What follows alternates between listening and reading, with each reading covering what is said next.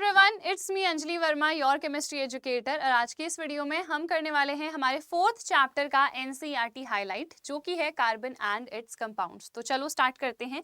सबसे पहले यार हम कार्बन की ही बात करेंगे, क्योंकि जो चैप्टर है उस पूरे चैप्टर में ही हम कार्बन की ही बात करते हैं।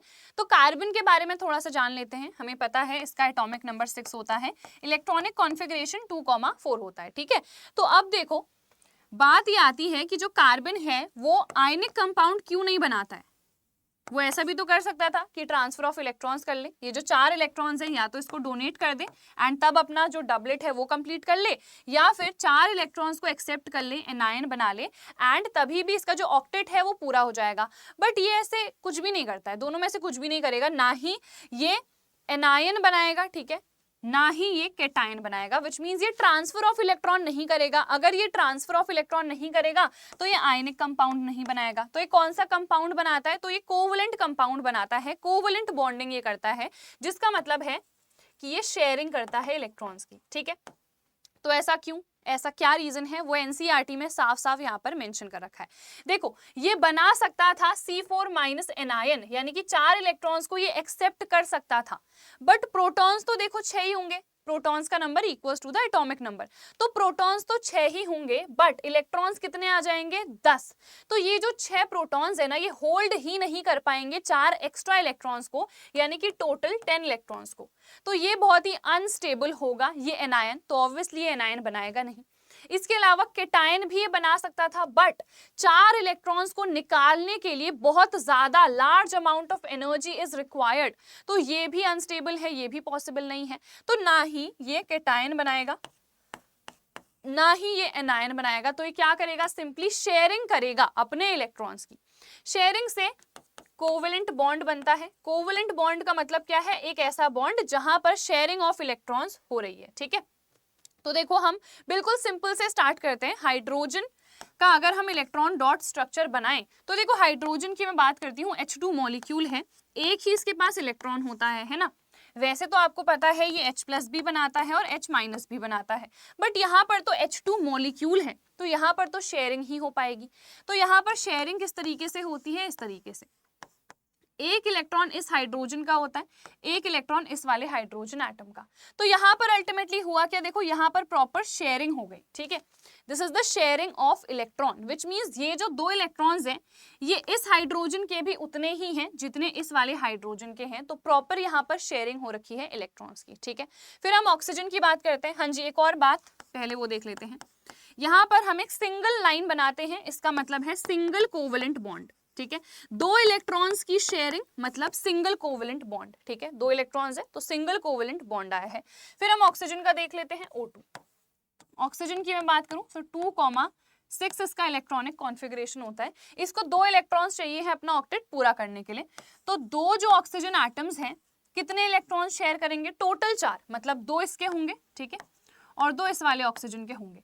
2 इलेक्ट्रॉन्स अगर इसने शेयरिंग में दे दिए, इसके पास कितने बचे? शेयरिंग में सिर्फ आउटर मोस्ट वाले ही पार्टिसिपेट करते हैं। ठीक है, 2 इसने शेयरिंग में दे दिए, तो विच मींस इसके पास कितने और बचे? 4 और बचे, है ना। तो यहाँ पर मैं 1 2 3 4 ये बना देती हूँ, यहाँ पर भी 1 2 3 4 ये बना देती हूँ। देखो दोनों का ऑक्टेट पूरा हो चुका है। इस वाले ऑक्सीजन के पास भी टोटल 8 इलेक्ट्रॉन्स है, इसके पास भी टोटल 8 इलेक्ट्रॉन्स है। ये जो 4 शेयर्ड इलेक्ट्रॉन्स हैं ये इसके भी उतने ही हैं जितने इसके हैं। तो यहाँ पर प्रॉपर शेयरिंग हो रखी है। ठीक है, तो यहाँ पर देखो 4 इलेक्ट्रॉन्स की शेयरिंग है ना, विच मींस यहाँ पर हम डबल बॉन्ड शो करेंगे। डबल बॉन्ड का मतलब 4 इलेक्ट्रॉन, सिंगल बॉन्ड का मतलब 2 इलेक्ट्रॉन्स। ठीक है, तो विच मींस यहाँ पर हम कहेंगे कि ऑक्सीजन एटम्स के बीच में डबल कोवेलेंट बॉन्ड पाया जा रहा है। ठीक है, सेम यही स्ट्रक्चर बनेगा जैसे यहाँ पर बना हुआ है। फिर हम यहाँ पर यार नाइट्रोजन भी देख लेते हैं। नाइट्रोजन की बात कर लेते हैं, N2। नाइट्रोजन का इलेक्ट्रॉनिक कॉन्फ़िगरेशन 2,5 होगा। इसको 3 और इलेक्ट्रॉन्स चाहिए हैं अपना ऑक्टेट पूरा करने के लिए। तो कितने की ये शेयरिंग करेगा? 3 इलेक्ट्रॉन्स की ही शेयरिंग करेगा, है ना। तो देखो बना लेते हैं सिंपली, ये नाइट्रोजन, ये दूसरा नाइट्रोजन, 3 इलेक्ट्रॉन्स इसके इस तरीके से आ गए, 3 इसके आ गए, 3 इलेक्ट्रॉन की शेयरिंग कर दी, कितने बचे? 2 और बचे। 2 यहाँ पर मैंने बना दिए, 2 यहाँ पर बना दिए। ठीक है, दोनों का चेक कर लो, दोनों नाइट्रोजन एटम्स का जो ऑक्टेट है वो कंप्लीट हो चुका है।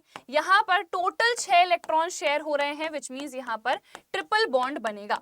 So this nitrogen molecule has triple bond between the atoms. ठीक है, तो ये हो गया, इस तरीके से ट्रिपल बॉन्ड आप शो करोगे। फिर हम बनाते हैं मीथेन CH4। ठीक है, तो देखो नॉर्मल स्ट्रक्चर अगर मैं बनाऊं इस तरीके से बन जाएगा।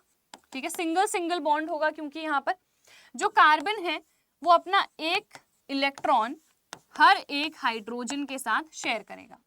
कार्बन के पास कितने होते हैं, 4 इलेक्ट्रॉन्स होते हैं ना आउटर मोस्ट में, एक इसके साथ शेयर करेगा, एक इसके साथ, एक इसके साथ, एक इसके साथ। हाइड्रोजन के पास तो एक ही इलेक्ट्रॉन है तो वो अपना एक इलेक्ट्रॉन कार्बन के साथ शेयर कर लेगा।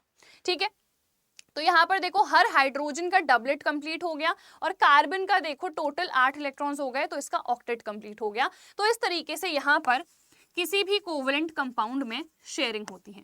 समझ में आ गया? तो यहाँ पर आयंस नहीं बनेंगे, विच मीन्स जो कोवेलेंट कंपाउंड्स होते हैं वो इलेक्ट्रिसिटी को कंडक्ट नहीं करेंगे। तो ये हमने अच्छे से यार यहाँ पर देख लिया है। इसके बाद हम आगे आ जाते हैं। अब यहाँ पर नेक्स्ट टॉपिक है allotrope. Allotropes of carbon, carbon के बारे में ही डिस्कशन कर रहे हैं। तो नेक्स्ट टॉपिक आता है एलोट्रॉप्स कार्बन के। तो 3 मेन एलोट्रॉप्स हैं हमारे सिलेबस में, डायमंड, ग्रेफाइट, बकमिंस्टर, फुलरीन। ठीक है, तो देखो एलोट्रॉप का मतलब क्या होता है, कार्बन के ही अलग अलग फॉर्म्स। ठीक है, तो इनकी जो फिजिकल प्रॉपर्टीज होती हैं वो चेंज हो सकती हैं। ठीक है, फिजिकल प्रॉपर्टीज, बट जो केमिकल प्रॉपर्टीज है ना वो सेम रहेंगी। क्यों? क्योंकि इन सब में ही कार्बन ही प्रेजेंट है। These are the different forms of carbon, अलग अलग फॉर्म में पाए जा रहे हैं। और ये फिजिकल प्रॉपर्टीज में डिफरेंस क्यों आ रहा है? Due to the difference in the structure. ठीक है, स्ट्रक्चर इनका ना अलग अलग है, डिफरेंट है, जो बॉन्डिंग इसमें हो रखी है वो अलग है। जैसे अगर मैं डायमंड की बात करूं, each carbon atom is bonded to 4 other carbon atoms. ठीक है, और यहाँ पर 3 डायमेंशनल स्ट्रक्चर होता है। यहाँ पर 3 डायमेंशनल स्ट्रक्चर है, ये बहुत ज्यादा स्ट्रॉन्ग होता है। This is the hardest substance, आप लोग को पता है। ठीक है, ये अच्छा कंडक्टर नहीं होता है इलेक्ट्रिसिटी का क्योंकि यहाँ कोई फ्री इलेक्ट्रॉन नहीं है। जबकि अगर मैं ग्रेफाइट की बात करूं, यहाँ पर each carbon is bonded to 3 other carbon atoms. एक बॉन्ड डबल बॉन्ड होता है। ठीक है, और इस डबल बॉन्ड में एक इलेक्ट्रॉन सिग्मा कहलाता है, दूसरा पाई इलेक्ट्रॉन। ये जो पाई इलेक्ट्रॉन होता है ना, ये डीलोकलाइज हो सकता है, जिसकी वजह से हम कहते हैं कि यहाँ पर फ्री इलेक्ट्रॉन प्रेजेंट रहता है। फ्री इलेक्ट्रॉन इसमें प्रेजेंट है जिसकी वजह से ये इलेक्ट्रिसिटी को कंडक्ट करता है। ठीक है, जबकि ये इलेक्ट्रिसिटी को कंडक्ट नहीं करेगा। यहाँ पर देखो एक कार्बन 4 कार्बन से बॉन्डेड है, यहाँ पर एक कार्बन 3 कार्बन से बॉन्डेड है। ठीक है, एक बॉन्ड डबल बॉन्ड होगा, मतलब इस तरीके से। ठीक है, जैसे ये है कार्बन 3 कार्बन से बॉन्डेड है, एक बॉन्ड डबल बॉन्ड होगा, तो एक इलेक्ट्रॉन पाई इलेक्ट्रॉन होगा जो कि डीलोकलाइज हो जाएगा, विच मींस फ्री हो जाएगा। तो फ्री इलेक्ट्रॉन इसमें प्रेजेंट होता है, हेंस ये इलेक्ट्रिसिटी को कंडक्ट करेगा। समझ में आ गया? यहाँ पर हमारे पास हेक्सागोनल एरेज होती हैं which are placed one above the other. ठीक है, एक के ऊपर एक, देखो इस तरीके से स्ट्रक्चर प्रॉपर डायग्राम में दिख रहा है, ऐसे रखा जाता है जिसकी वजह से ना यहाँ पर शीट लाइक स्ट्रक्चर इनका होता है। ठीक है, और ये बहुत ज्यादा स्लिपरी होते हैं। ये स्लिपरी क्यों है? Because one layer can slip over the other. तो यहाँ पर ये बहुत ज्यादा स्लिपरी होते हैं। ठीक है, और बहुत ज्यादा स्मूथ भी होते हैं। ये प्रॉपर्टीज है ग्रेफाइट की। ग्रेफाइट आपको पता है जो पेंसिल है उसकी लेड में पाया जाता है। जैसे यहाँ ये बच्चा पेंसिल से काम कर रहा है, पेंसिल की लेड में क्या है? ग्रेफाइट है। ठीक हो गया, और जो रिंग्स वगैरह है उसमें हम डायमंड का इस्तेमाल करते हैं। फिर एक तीसरा एलोट्रॉप है बकमिंस्टर फुलरीन। बकमिंस्टर जो फुलर थे उन्होंने सबसे पहले इसको फाइंड आउट करा था। ठीक है, तो इसीलिए इसका नाम क्या पड़ गया? Buckminster fullerene. ठीक है, this is the C60 fullerene. इसमें हमारे पास 60 कार्बन एटम है और ये फुटबॉल की शेप का होता है, डोम की शेप का ये होता है। ठीक है, चलो उसके बाद नेक्स्ट हम देख लेते हैं, एलोट्रॉप्स तो हम समझ ही गए हैं। देन आता है versatile nature of carbon. Carbon का इतना वर्सेटाइल नेचर क्यों है? हमारे आसपास जो मैक्सिमम कंपाउंड्स पाए जाते हैं वो कार्बन के ही होते हैं। तो क्यों होते हैं, इसका रीजन हम लोग जान लेते हैं। ठीक है, तो कार्बन का वर्सेटाइल नेचर मेनली 2 प्रॉपर्टीज की वजह से होता है। सबसे पहली प्रॉपर्टी होती है टेट्रावेलेंसी। टेट्रा का मतलब है 4 और वैलेंसी का मतलब होता है कंबाइनिंग कैपेसिटी। ठीक है, तो यहाँ पे आपको पता है अगर हम कार्बन की बात करें तो आउटर मोस्ट शेल में 4 इलेक्ट्रॉन्स होते हैं, है ना। तो विच मींस इसकी कंबाइनिंग कैपेसिटी कितनी है? 4। इसको 4 और इलेक्ट्रॉन्स चाहिए हैं अपना ऑक्टेट पूरा करने के लिए। तो 4 और एटम्स के साथ ये क्या करता है? बॉन्ड बनाता है, क्योंकि इसको 4 और इलेक्ट्रॉन्स चाहिए हैं। ठीक है, तो टेट्रावेलेंसी है। ये 4 और बॉन्ड्स बना सकता है, तो विच मीन्स ये बहुत सारे कंपाउंड्स बना सकता है ना, हाइड्रोजन के साथ भी बॉन्ड कर सकता है, ऑक्सीजन के साथ भी कर सकता है, डबल, सिंगल, हर टाइप के कोवेलेंट बॉन्ड ये बना सकता है, जिसकी वजह से इसका वर्सेटाइल नेचर होता है। तो पहली तो ये प्रॉपर्टी हो गई। दूसरी प्रॉपर्टी होती है कैटाइनेशन की। कैटाइनेशन का मतलब होता है सेल्फ लिंकेज, खुद के साथ लिंक करके लंबी लंबी चेन्स बनाना, ब्रांच्ड स्ट्रक्चर्स बनाना या फिर रिंग्स बनाना। तो ये प्रॉपर्टी कैटाइनेशन कहलाती है, सेल्फ लिंकेज की। कार्बन में कैटाइनेशन की प्रॉपर्टी मैक्सिमम होती है, भले ही सिलिकॉन में भी प्रेजेंट होती है, बट कार्बन में सबसे ज्यादा होती है। क्यों? क्योंकि कार्बन का साइज छोटा होता है। कार्बन में देखो 2 ही शेल्स हैं, तो यहाँ पर जो हमारे पास शेयर्ड इलेक्ट्रॉन्स होंगे ना, उसको ये जो न्यूक्लियस है वो प्रॉपरली होल्ड कर पाएगा। तो इसके स्मॉल साइज की वजह से क्या होता है, ये जो बॉन्ड है ये स्ट्रॉन्ग होता है, बॉन्ड स्ट्रॉन्ग है, हेंस जो कैटाइनेशन की प्रॉपर्टी है इसमें मैक्सिमम एक्सटेंट तक होती है। समझ में आ गया? तो ये हमने डिस्कस कर लिया। उसके बाद देखो next organic compounds. Organic compounds हम किसे कहते हैं? सबसे पहले तो ऐसा माना जाता था कि ऑर्गेनिक कंपाउंड्स ऐसे कंपाउंड्स हैं जो कि नेचर से डिराइव हो रहे हैं, यानी कि प्लांट्स और एनिमल्स ऑर्गेनिकली हमको मिल रहे हैं। बट उसके बाद डेफिनेशन चेंज हो गई। ठीक है, क्यों हुई? क्योंकि फ्रेडरिच होलर जो हमारे साइंटिस्ट थे, उन्होंने सबसे पहला यूरिया एक ऐसा ऑर्गेनिक कंपाउंड बना दिया जो कि लैब में प्रिपेयर हुआ। ठीक है, तो वाइटल फोर्स थ्योरी जो पहले मानी जाती थी कि एक वाइटल फोर्स नेचर का जरूरी है ऑर्गेनिक कंपाउंड्स बनाने के लिए, वो फिर डिसप्रूव हो गई, डिसरिगार्ड हो गई। वो क्यों? क्योंकि यूरिया बन गया लैब में। यूरिया क्या होता है? NH2CONH2। किससे बना? ये अमोनियम साइनेट से बना, जो कि NH4CNO होता है। ठीक है, अमोनियम साइनेट से यूरिया उन्होंने बना दिया। साइंटिस्ट का नाम क्या था? फ्रेडरिच होलर था। समझ में आ गया? तो ये हमारे पास हो गया। अब जो ऑर्गेनिक कंपाउंड्स हैं ना, वो मेनली हमारे पास कार्बन के ही कंपाउंड्स होते हैं। जो ऑर्गेनिक केमिस्ट्री हमारी ब्रांच है उसमें हम कार्बन की ही स्टडी करते हैं। ठीक है, और ये जो कार्बन के कंपाउंड्स हैं ये नेचर से भी डिराइव हो सकते हैं और आर्टिफिशियली भी प्रिपेयर हो सकते हैं। अब हम पढ़ते हैं हाइड्रोकार्बन्स को। सबसे पहले हाइड्रोकार्बन्स क्या होते हैं वो बता देती हूँ।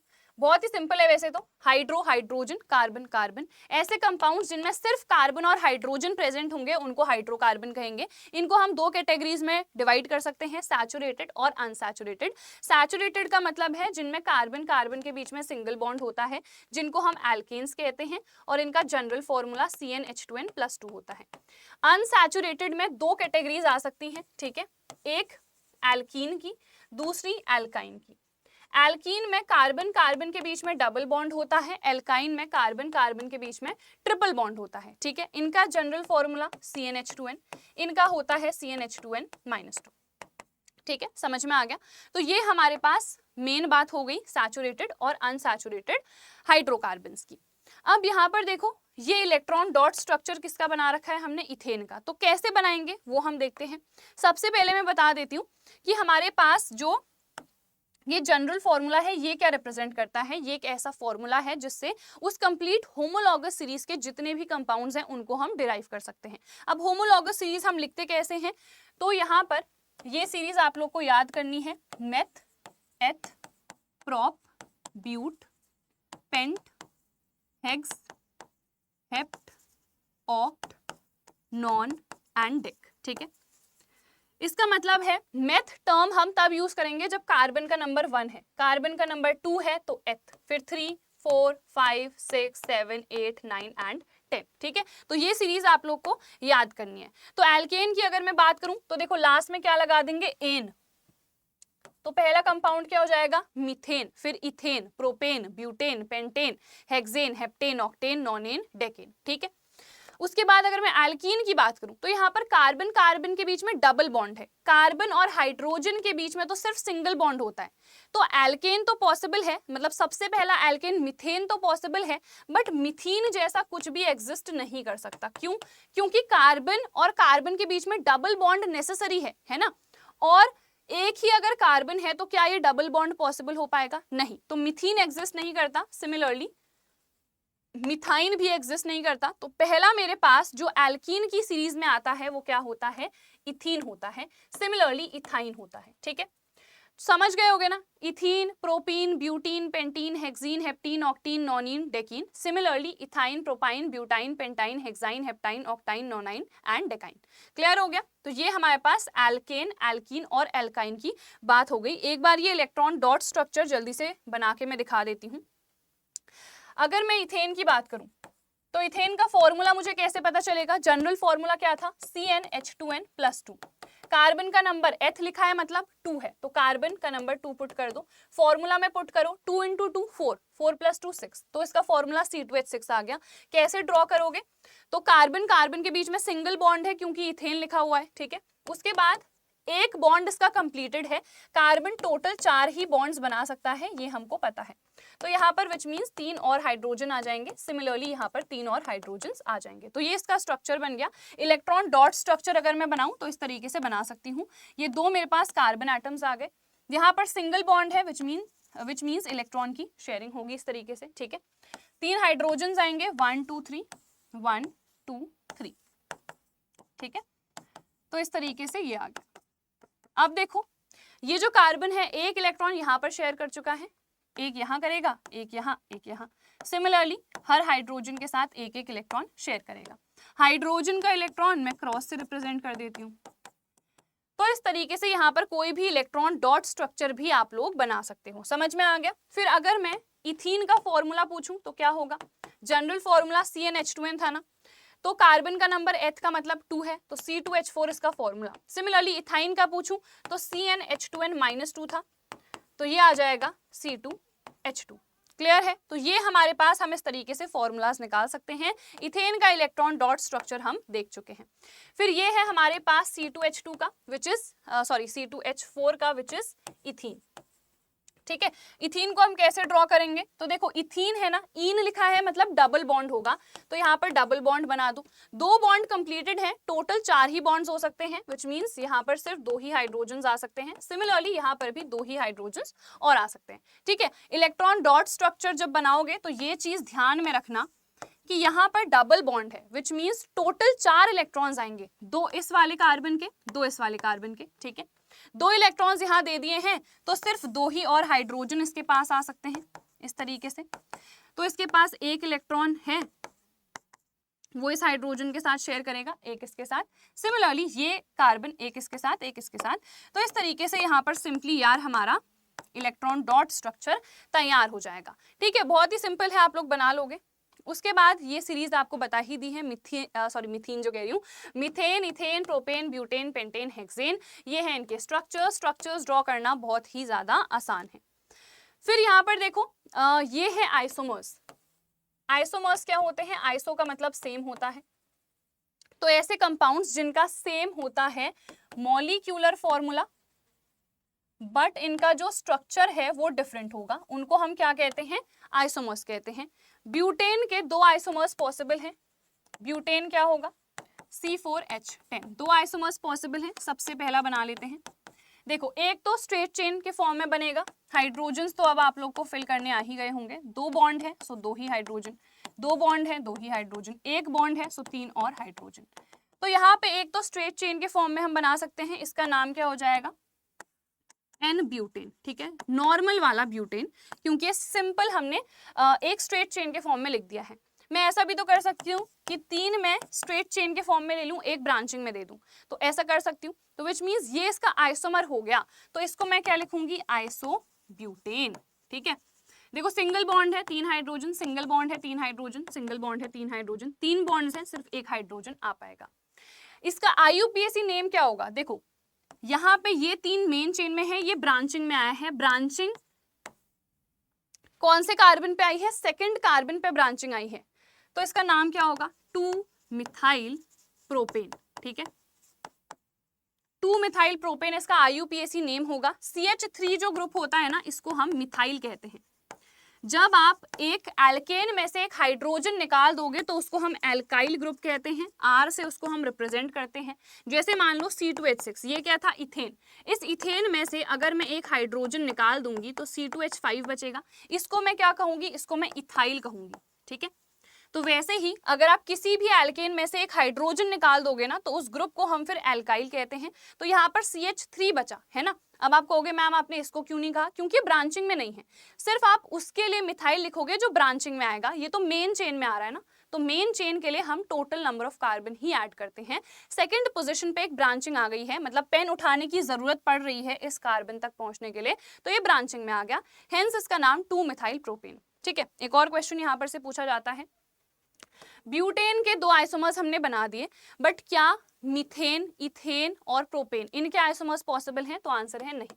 क्यों नहीं? क्योंकि उनमें ब्रांचिंग पॉसिबल नहीं है। ठीक है, ब्रांचिंग जहां पर पॉसिबल होगी सिर्फ हम उसके स्ट्रक्चरल आइसोमर्स बना पाएंगे, जैसे हम पेंटेन के भी बना सकते हैं। पेंटेन के केस में देखो, एक तो आप स्ट्रेट चेन के फॉर्म में बना दोगे, इसको हम क्या कहेंगे? एन पेंटेन कहेंगे। हाइड्रोजन आप लोग फिल कर लेना। एक में हम क्या करेंगे? 4 स्ट्रेट चेन के फॉर्म में ले दिए, एक ब्रांचिंग दे दी, तो ये हमारे पास आइसोपेंटेन कहलाएगा। एक में मैंने क्या करा? 3 मैंने ब्रांचिंग में ले लिए और 2 ब्रांचिंग यहाँ पर दे दी। ठीक है, तो विच मीन्स इसको मैं क्या कहूंगी? इसको नियोपेंटेन कहूंगी। ठीक है, तो 3 आइसोमर्स पॉसिबल हैं किसके? पेंटेन के। समझ में आ गया? चलो आगे बढ़ जाते हैं जल्दी से। तो ये हमारे पास आइसोमर का पूरा कॉन्सेप्ट क्लियर हो गया है। उसके बाद देखो, साइक्लिक कंपाउंड्स भी हमारे पास होते हैं। ठीक है, जो साइक्लिक कंपाउंड्स होते हैं इनका भी जनरल फॉर्मूला CnH2n ही होता है, बट ये सैचुरेटेड होते हैं, इनमें डबल बॉन्ड पाया नहीं जाता है। साइकिल इस तरीके से देखो, ऐसे बन रही है ना, तो ये साइकिल, ये कंप्लीटेड है, जहां से शुरू हुई वहीं पर खत्म हुई, तो इसको हम साइक्लिक कंपाउंड कहते हैं। ये है C6H12, इसका नाम क्या है? साइक्लोहेक्सेन। ठीक है, 6 कार्बन है, हर कार्बन के बीच में सिंगल बॉन्ड है, बट साइक्लिक फॉर्म में बना है, इसीलिए इसका नाम है साइक्लोहेक्सेन। ठीक है, सिमिलरली C5H10 क्या होगा? साइक्लोपेंटेन होगा। आप साइकिल के फॉर्म में बना सकते हो, देखो 1 2 3 4 और 5 मान लो, चलो ये तो कुछ ज्यादा खराब हो गया है ना, इस तरीके से मान लो मैं बना देती हूँ, तो ये एक पेंटेन के शेप का हो गया है ना, तो 5 इसके साइड्स हैं, तो इसका नाम क्या हो जाएगा? साइक्लोपेंटेन। और हर कार्बन के 2 बॉन्ड्स कंप्लीटेड हैं, विच मींस हर कार्बन के पास देखो टोटल 2 ही और हाइड्रोजन्स आ सकते हैं, है ना, तो यहाँ पर इसका फॉर्मूला क्या हो जाएगा? C5H10, और नाम क्या है? साइक्लोपेंटेन है। क्लियर हो गया? उसके बाद बेंजीन हम देख लेते हैं। यहाँ पर ये है हमारे पास बेंजीन। बेंजीन इंपॉर्टेंट है, बेंजीन का फॉर्मूला C6H6 होता है। यहाँ पर ऑल्टरनेट ऑर्डर पे डबल बॉन्ड आता है, यानी कि यहाँ पर देखो, अगर यहाँ पर डबल बॉन्ड आया है तो इधर पे नहीं आएगा, फिर इधर पे आएगा, इधर पे नहीं आएगा, फिर इधर पे आएगा, तो ऑल्टरनेट ऑर्डर पे डबल बॉन्ड है। हर कार्बन के 3 बॉन्ड्स कंप्लीटेड हैं, तो हर कार्बन के पास सिर्फ एक ही और हाइड्रोजन आ पाएगा। ठीक है, तो इसका नाम क्या हो गया? इसका नाम है बेंजीन। क्लियर है?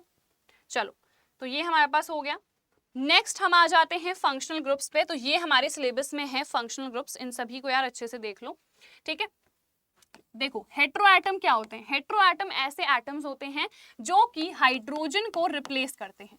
ठीक है, और फंक्शनल ग्रुप में ऐसे हेट्रो एटम्स होते हैं जो कि फर्दर क्या करते हैं? किसी भी हाइड्रोकार्बन से जुड़ते हैं एंड उनकी जो केमिकल प्रॉपर्टीज हैं उनको बिल्कुल चेंज कर देते हैं, ट्रांसफॉर्म कर देते हैं। ठीक है, तो फंक्शनल ग्रुप्स क्या हैं?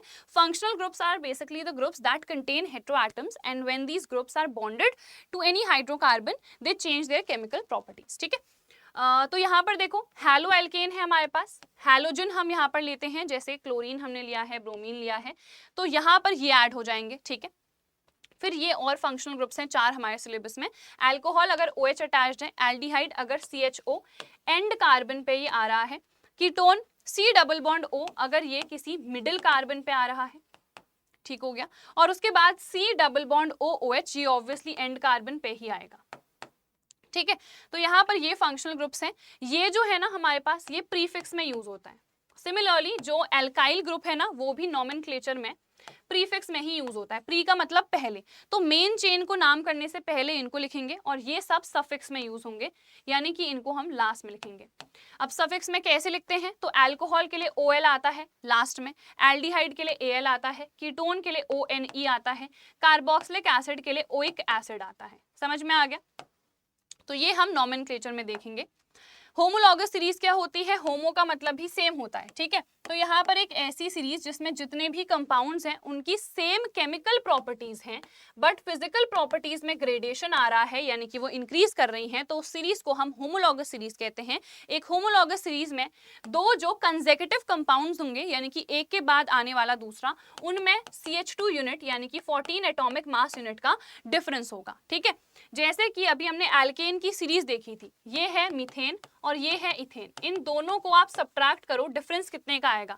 2 - 1, एक कार्बन बचा, 6 - 4, 2 हाइड्रोजन बचे, तो CH2 यूनिट का डिफरेंस आ रहा है। ऐसे ही आप किसी भी सीरीज के कोई भी दो कंसेक्यूटिव एक के बाद दूसरा आने वाला कंपाउंड ले लो, हर उसमें डिफरेंस CH2 यूनिट का ही आएगा। ठीक है, केमिकल प्रॉपर्टी सेम रहती है क्योंकि फंक्शनल ग्रुप इनका सेम रहता है, इनका जो जनरल फॉर्मूला है वो भी सेम होगा सभी का। फिजिकल प्रॉपर्टीज इंक्रीज करती हैं क्योंकि कार्बन का नंबर बढ़ता जाता है, 1 carbon, 2 carbon, 3 carbon, 4 carbon, carbon का नंबर इंक्रीज हो रहा है, जिसकी वजह से फिजिकल प्रॉपर्टीज में ग्रेडेशन आता है। ठीक है, चलो अब यहाँ पर देखो नॉमेनक्लेचर कैसे करेंगे। तो हेलो एल्केन यहाँ पर एक ले लिया है, तो यहाँ पर प्रीफिक्स में हम क्लोरो या फिर ब्रोमो लगाएंगे। यहाँ पर देखो Cl लगा दिया है, ये इस तरीके से Cl यहाँ पर लगा दिया है, तो एक्चुअल में इसमें कितने कार्बन है? 3 कार्बन है, तो इसका नाम क्या होना चाहिए था? प्रोपेन, बट बिकॉज यहाँ पर क्लोरीन आ गया है, इसको हम प्रीफिक्स में यूज करते हैं, तो इसका नाम हो जाएगा क्लोरोप्रोपेन। अगर यहाँ पर Br अटैच्ड होता तो नाम क्या होता? ब्रोमोप्रोपेन। समझ में आया? उसके बाद देखो नेक्स्ट यहाँ पर अल्कोहल, सफिक्स में हम OL यूज करेंगे।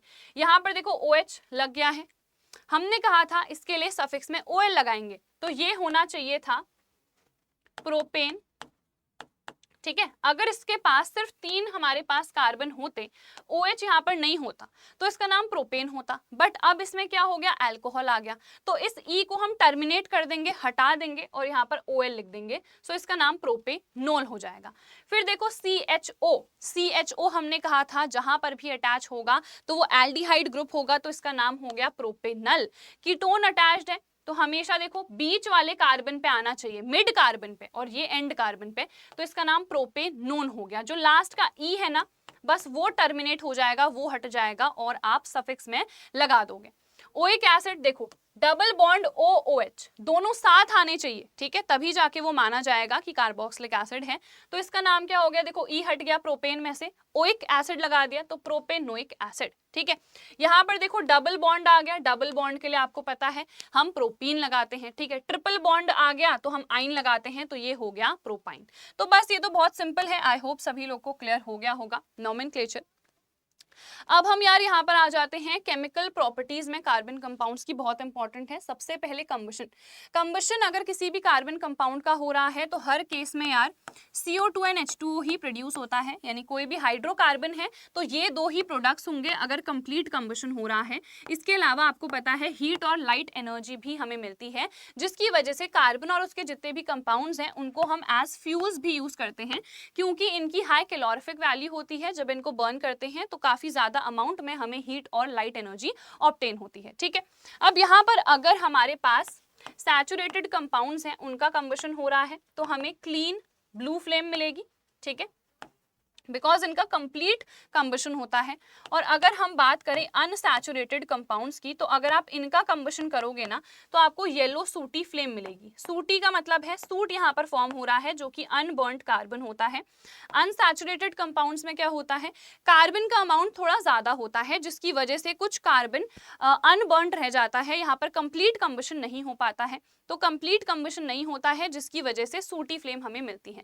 इवन अगर हम सैचुरेटेड कंपाउंड्स का इनकम्प्लीट कंबशन करेंगे, ठीक है, इनका भी अगर मैं इनकम्प्लीट कंबशन कर दूं, यानी ऑक्सीजन की सप्लाई में कम कर दूं, तो इस केस में भी हमें सूटी फ्लेम देखने को मिल जाएगी। ठीक है, क्लीन ब्लू फ्लेम तभी मिलेगी जब कंप्लीट कंबशन हो रहा है। ये चीज समझ में आ गई। इनकम्प्लीट कंबशन अगर होगा तो प्रोडक्ट भी चेंज हो जाएगा, प्रोडक्ट फिर कार्बन मोनोऑक्साइड बनेगा। इसीलिए आप लोग को पता होगा, जैसे सगड़ में आग वगैरह भी अगर हम जलाते हैं ना, तो हमेशा कहा जाता है घर के अंदर मत जलाओ, घर के बाहर जलाओ। क्यों? क्योंकि घर के अंदर अगर जलाओगे तो ऑक्सीजन की सप्लाई लिमिटेड हो जाएगी। ऑक्सीजन की सप्लाई लिमिटेड है तो इनकम्प्लीट कंबशन, तो कार्बन मोनोऑक्साइड प्रोड्यूस हो जाएगी, जो हाईली टॉक्सिक, हाईली पॉइजनस होती है। इससे अगर हमने इनहेल कर दिया, ठीक है, तो इससे हमारी डेथ भी हो सकती है। ठीक है, तो इसीलिए कंप्लीट कंबशन होना जरूरी है, समझ गए होंगे।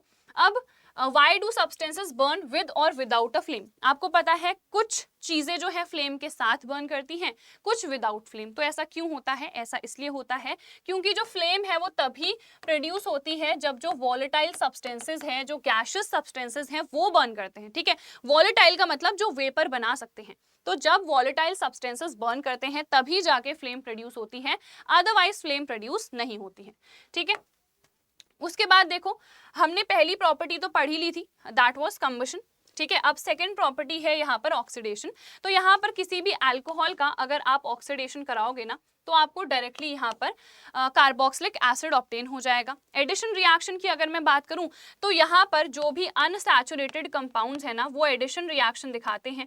हाइड्रोजन के साथ रिएक्शन होती है इन दी प्रेजेंस ऑफ कैटलिस्ट, जैसे कि निकल होता है, प्लैटिनम, पैलेडियम, ये सब कैटलिस्ट होते हैं। कैटलिस्ट का काम क्या होता है? रेट ऑफ रिएक्शन को इंक्रीज करना, खुद रिएक्शन में पार्टिसिपेट नहीं करता है। ठीक है, तो ये डबल बॉन्ड टूट जाता है, हाइड्रोजन आके अटैच हो जाते हैं इस तरीके से देखो, तो अनसैचुरेटेड कंपाउंड कन्वर्ट हो जाता है सैचुरेटेड कंपाउंड में। उसके बाद नेक्स्ट है सब्स्टिट्यूशन रिएक्शन। जो एल्केन्स हैं यानी कि जो सैचुरेटेड कंपाउंड्स हैं सिर्फ वही दिखाते हैं सब्स्टिट्यूशन रिएक्शन। ठीक है, सब्स्टिट्यूशन रिएक्शन अनसैचुरेटेड कभी नहीं दिखा पाएंगे, अनसैचुरेटेड एडिशन दिखाएंगे, सैचुरेटेड सब्स्टिट्यूशन दिखाएंगे, क्योंकि जो हमारे पास सैचुरेटेड कंपाउंड्स है ना उसमें कार्बन की वैलेंसी ऑलरेडी सैटिस्फाइड है। तो यहाँ पर देखो एक हाइड्रोजन को एक क्लोरीन ने रिप्लेस कर दिया, यहाँ पर इसका IUPAC नेम क्या हो जाएगा? क्लोरोमीथेन। ठीक है, तो इस तरीके से रिप्लेसमेंट जहां भी होगा वो होगी सब्स्टिट्यूशन रिएक्शन। तो ये चार प्रॉपर्टीज पढ़ ली हैं। उसके बाद एथेनॉल की दो इंपॉर्टेंट रिएक्शंस हैं, लर्न कर लो अच्छे से। सबसे पहली है जब सोडियम के साथ रिएक्शन होगी तो क्या बनेगा? तो प्रोडक्ट का नाम होता है सोडियम इथॉक्साइड और हाइड्रोजन गैस इवॉल्व होती है। इस रिएक्शन से जो अल्कोहल है उसका थोड़ा बहुत एसिडिक नेचर देखने को मिल रहा है, बट स्टिल ये स्ट्रांगली एसिडिक नहीं होता है, तो ये ब्लू लिटमस को रेड में चेंज नहीं करेगा। ठीक है, उसके बाद देखो ये मेरे पास एथेनॉल है, इसका एसिडिक डिहाइड्रेशन करा दोगे तो सल्फ्यूरिक एसिड यहाँ पर एज अ डिहाइड्रेटिंग एजेंट इस्तेमाल किया जाता है। हम हीट करते हैं at a temperature of 443 kelvin. 443 kelvin पे हीट करूंगी तो यहाँ पर जो अल्कोहल है ना वो एल्कीन में चेंज हो जाएगा। तो एथेनॉल था ये इथीन में चेंज हो गया और पानी निकल गया, जिसकी वजह से हम कह रहे हैं कि ये डिहाइड्रेटिंग एजेंट है। ठीक है, अब उसके बाद देखो जो अल्कोहल है वो लिविंग बीइंग्स को कैसे इफेक्ट कर रहा है। आप लोग को तो पता ही है जो अल्कोहल है बिल्कुल अच्छी नहीं होती है। क्यों नहीं होती है? क्योंकि इससे ड्रंकननेस प्रोड्यूस होती है। अगर इसको पी लेंगे तो फिर चक्कर आने लगेंगे, हमें होश नहीं रहेगी, सब आपको पता ही है। तो ड्रंकननेस यहाँ पर क्रिएट हो जाती है, ड्राउजीनेस, बहुत ही नींद आने लगती है, वीक फील करते हैं, लेजी फील करते हैं। That's what alcohols do. ठीक है, तो अल्कोहल का कंजम्पशन जो है वो पहले से ही उतना अच्छा नहीं माना गया है। आप लोग भी कभी ट्राई ना करो तो बेटर है, बाकी सबकी पर्सनल चॉइसेस है। तो यहाँ पर देखो मेन जो हमें पढ़ना है वो ये है कि डिनैचुरेटेड अल्कोहल क्या होता है। ठीक है, देखो जो एथेनॉल होता है ना वो तो पीने लायक है, ठीक है, दैट इज ड्रिंकेबल। बट अगर हम मेथनॉल की बात करें सो मेथनॉल पीने लायक नहीं है। क्यों नहीं है? क्योंकि जो मेथनॉल है ना वो हमारे लिवर में ऑक्सीडाइज हो जाता है मिथेनल में, और फर्दर वो क्या करता है जो हमारे सेल के कंपोनेंट्स हैं उसके साथ रिएक्ट कर जाता है, एंड हेंस ये बहुत ज़्यादा लीथल होता है, डेंजरस होता है, इससे डेथ भी हो सकती है। तो मेथनॉल बहुत ज़्यादा डेंजरस है। तो डिनैचुरेटेड अल्कोहल का मतलब होता है कि जो पीने लायक एथेनॉल है, ड्रिंकेबल एथेनॉल है, उसमें अगर मैं मेथनॉल डाल दूं, उसको खराब कर दूं, ठीक है, to make ethanol unfit for drinking, इस पर्पस, इस प्रोसेस को ही हम डिनैचुरेशन ऑफ अल्कोहल कहते हैं कि उसको आप खराब कर दे रहे हो। ठीक है, आप खराब मेथनॉल डाल के कर सकते हो, कुछ डाइस भी डाल सकते हो, कॉपर सल्फेट का सोल्यूशन भी डाल सकते हो उसको कलर देने के लिए, या आप पिरिडीन भी डाल सकते हो एक बुरी स्मेल देने के लिए। ठीक है, इन सब चीजों को जब आप डालते हो तो उसी को हम डिनैचुरेशन ऑफ अल्कोहल कहते हैं और उसी को हम डिनैचुरेटेड अल्कोहल कहते हैं। अब आप सोच रहे होगे इसको खराब करने की जरूरत ही क्या है। तो देखो जो एथेनॉल होता है ना वो एक बहुत ही अच्छा इंडस्ट्रियल सॉल्वेंट होता है। ठीक है, जो कफ सिरप्स वगैरह हम यूज करते हैं उसमें भी एथेनॉल होता है, बहुत अच्छा सॉल्वेंट होता है। तो इंडस्ट्रियल पर्पज उसका बहुत ज्यादा है, बट अगर इसको खराब ना करें तो लोग इसको पी लेंगे, है ना। तो पीना नहीं है क्योंकि उसका तो इंडस्ट्री में यूज है ना, तो सो दैट वो पीने लायक बचे ही ना क्या करते हैं, इसमें कलर डाल देंगे, ठीक है, डाइस डाल देंगे, कॉपर सल्फेट डाल देंगे कलर देने के लिए, बुरी स्मेल देने के लिए पिरीडीन डाल देंगे। तो ये सब डाल देंगे सो दैट वो जो अल्कोहल है वो पीने लायक ना बचे, डिनैचुरेटेड अल्कोहल बन जाए, ठीक है। तो बस समझ में आ गया होगा। अब उसके बाद देखो यहाँ पर ये रिएक्शन बहुत इंपॉर्टेंट है, इसको क्या कहते हैं, इसको कहते हैं एस्टरिफिकेशन, जो ऊपर लिखी हुई है। एस्टरिफिकेशन में एस्टर बनता है, कैसे बनता है, हम एक अल्कोहल लेते हैं, एक कार्बोक्सिलिक एसिड लेते हैं, इनकी रिएक्शन होती है एसिड की प्रेजेंस में, जैसे हम यहाँ पर भी सल्फ्यूरिक एसिड ले लेते हैं जो एज अ डिहाइड्रेटिंग एजेंट भी एक्ट करता है एंड एज अ कैटलिस्ट भी एक्ट करता है। तो पानी को निकाल देता है और यहाँ पर बना देता है इथाइल इथेनोएट, ठीक है, जो कि एस्टर है। और एस्टर्स जो हैं वो स्वीट स्मेलिंग सब्सटेंसेस होते हैं, इसीलिए इनका हम परफ्यूम्स वगैरह, आइसक्रीम्स वगैरह में भी इस्तेमाल करते हैं, ठीक है।